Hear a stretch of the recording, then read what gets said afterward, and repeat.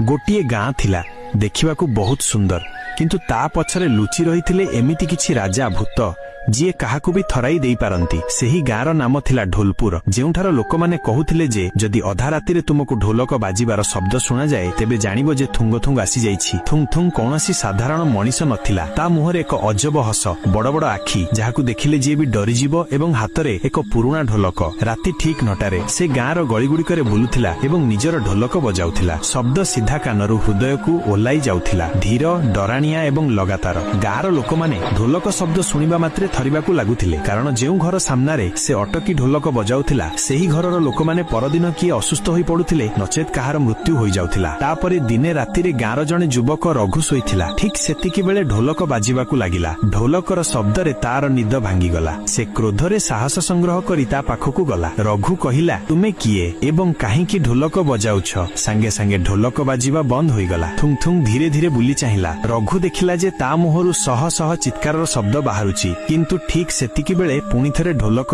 निजे निजे बाजिबाकू लागिला एवं तापरे रघुकू गाँरे केही केबे देखि नाहांती। गाँरे अधिक भय व्यापी गला। केही भी राति 9टारे बाहरकू बाहरिबार साहस करू नथिले। लोकमाने कबाट ओ झरका बंद करी सोइबाकू लागिले कारण ढोलकर शब्द एते डराणिया थिला जे पूरा शरीर थरी उठुथिला। सेही गाँरे गौरी नामक जणे झियो थिला। रघु ही तार भाई थिला। से शपथ कला जे से निश्चय खोजी बाहर करिबो जे थुंग थुंग ता भाईकू कुआडे नेई गला। सकाळे गौरी गाँर जणे वृद्धंक पाखकू गला एवं पचारिला जे थुंग थुंग किए। वृद्ध जनक थरी थरी कहिले छियो थुंग थुंग दिने एही गाँर ढोलिया थिला किंतु 80 वर्ष पूर्वे गोटिए बाहाघररे ढोलक बजाउ बजाउ हठात मरी जाइथिला। लोके कुहंती सेबेठारु तार शेष निश्वास सेही ढोलकरे बंदी होई रहि जाइछि एवं सेही दिनठारु ही अधा रातिरे ढोलक बाजिबाकू लागुछि। गौरी एबे बुझिगला जे से जणे भूत किंतु तथापि से स्थिर कला जे से सेही स्थानकू जीव जेउठारे सेही बाहाघर होइथिला। तापरे राति ठीक 9टारे एतेबेले गाँरे ढोलक बाजिबा आरंभ हैला। गौरी साहस जुटाई सेही शब्द पछे पछे चलिला।